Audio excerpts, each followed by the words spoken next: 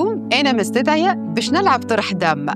ضيفي يلعب في الدامة عنده أكثر من 40 سنة، وأنا قلت له راني أنا اللي باش نربحك اليوم.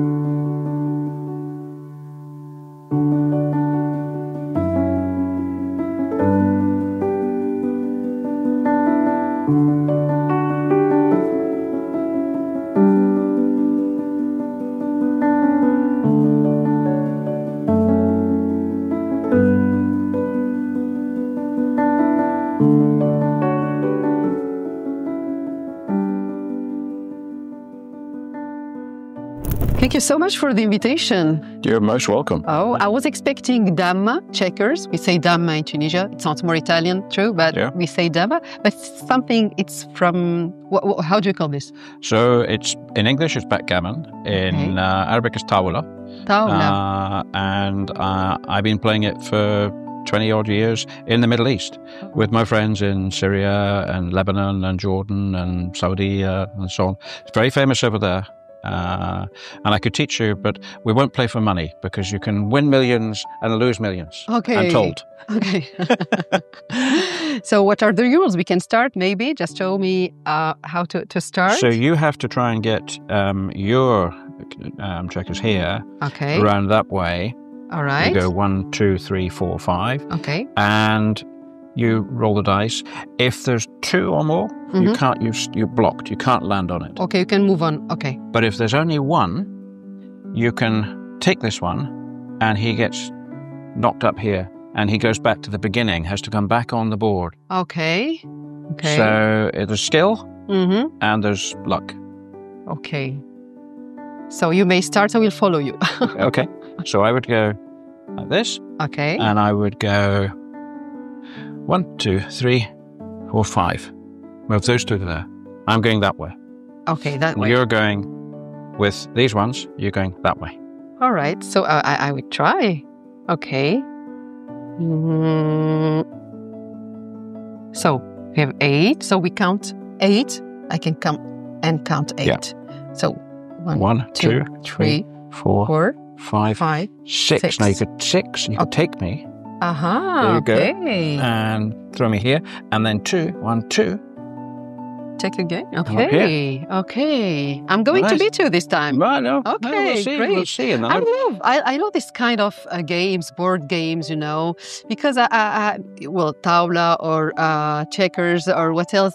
I believe that they teach us many values, you know, Absolutely. Like patience, like anticipation, like strategy. Waiting your turn. Thinking. Exactly. Respecting the opposite, talking. True. You know, all kinds of things, small things and big things. True. Many values, and it evokes also emotions, Sure. you know. So this mix, does it exist in diplomacy, this mix? Absolutely. Because it can be very serious. But you have to prepare for it, and you can do lots of preparation. But sometimes you're in a conversation, and it's live.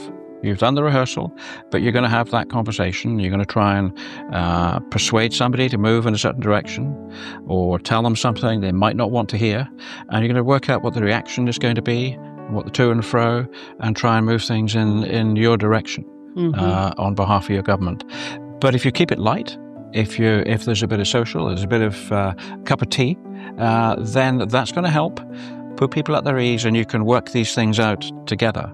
So a lot of the things you learn around, games and so on. All my children grew up playing games like this. Great. So you have been playing this the tawla since 20 years? Well, 40 years. I've been 20 years in the region, but in the Arab world. Okay. But I've had a career elsewhere too.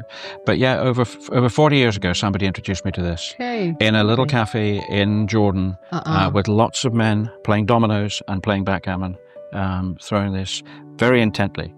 Amazing. Well, you served in North Africa, in Algeria, in Middle East especially. Sure. So after serving in these Arab countries, do you see that there is maybe, I would say, unique maybe challenge or opportunity you see for UK, Tunisian bilateral relationships? Something very specific, you know? It might be a challenge or an opportunity or both. I think there are both, of course. But I think there are more opportunities than challenges. Okay.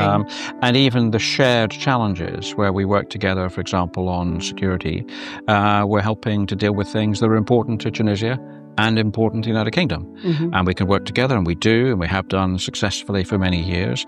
And that builds trust, which helps us do other things, like in trade and investment and cultural cooperation. If you don't trust each other, then you can't get that done. But we do trust each other.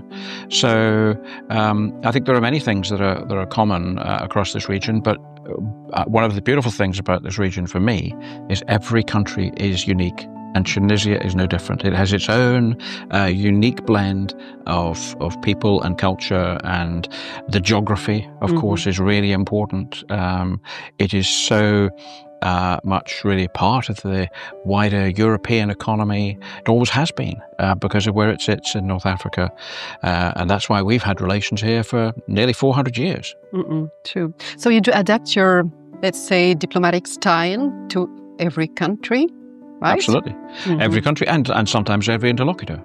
True. Because people that you're dealing with on culture or trade investment or security from different ministries or institutes or in the private sector, they all have different mix of things and their own ideas and objectives. You've got to work with them all. So you're constantly learning things. You spend 4 years in a country and you have not learned that much. You hope you've learned enough to do your job well, but you still only scratch the surface compared to somebody who's lived here their whole life. True. So now after 1 year, around 1 year or a bit more, what assessment could you make for your experience here in Tunisia, especially with the contact with people, especially? I'd like to hear more from you.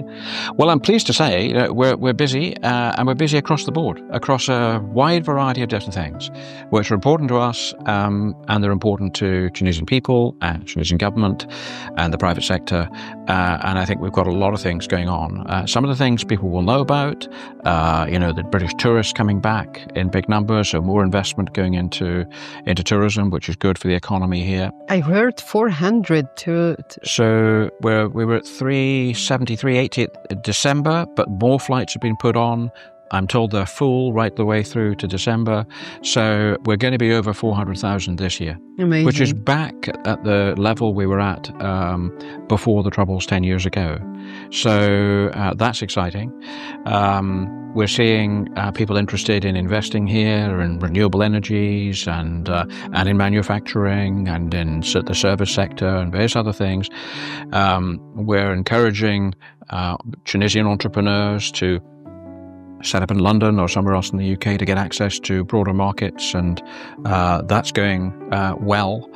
We're continuing the security cooperation. So it's a lovely blend of things across the piece, which we have a good, to my mind, a really good dialogue with people here in different areas.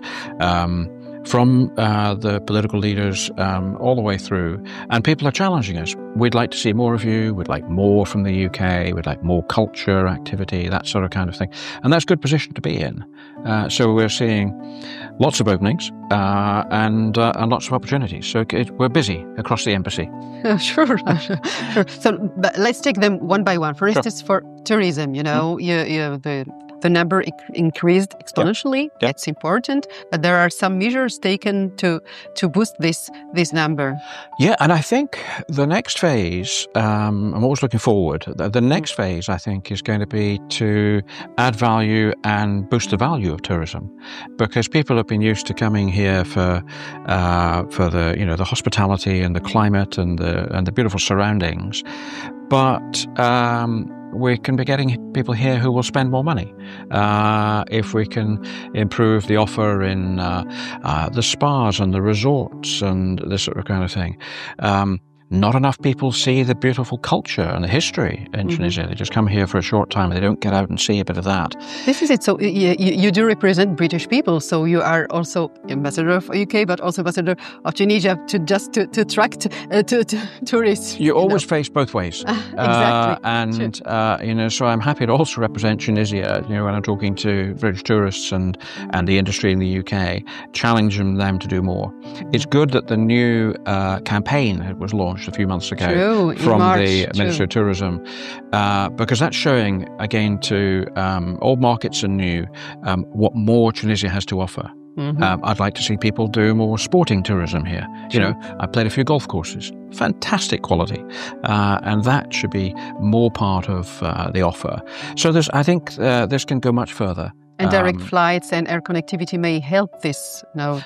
We're very blessed. We've got 3 airlines flying here, and the biggest is EasyJet, and they're bringing people now from 11 different airports across the UK into Infida and Djerba. Okay. And we've got flights from the London airports to Tuniscope. So, we've got, and the flights are full. So... More than 50 flights, I think, per week. We're up to 56, 58 per week to Infida. We have 7 a week, I think, or 6 a week to Tuniscope. And we have 4 a week at the moment to Djerba. Oh, it's quite a significant number. It's something great. Yeah. Great. So, but when you want to describe Tunisia, for instance, for British people, British tourists, maybe 3 features, what would you say? So I would say... The people, the people and hospitality, I think, is the thing that brings people back. They will come for the sort of other attractions, but the fact that they're well looked after and that Tunisian people, not just in tourism, are warm and friendly. I hear that all the time. That impresses people. I think the history and culture, tie those things together. I mean, there's so many different influences on Tunisia over the centuries, and that you can, as an amateur historian, all those different layers fascinate me, and they still speak to you today from the stones of Carthage and Douga and places. I think the last would be the beauty of Tunisia. The natural beauty of the coasts and the mountains and the countryside, but the beauty of the craftsmanship and the art here, which again reflects the culture. It's a living country, when we speak in terms of art and handcrafts. And you do yourself down. You're not a small country. You're the same size as England, with a smaller population. But there's a lot between the north and the south, and the east and the west of Tunisia. Yeah. And this amazing variety, of course, when you move from a region to another one. Yeah. Okay. What about cuisine? It's something central cuisine. I think when you stay here in the country for a long time. So even a short time. People, I hope they'll take things back with them in their suitcases when they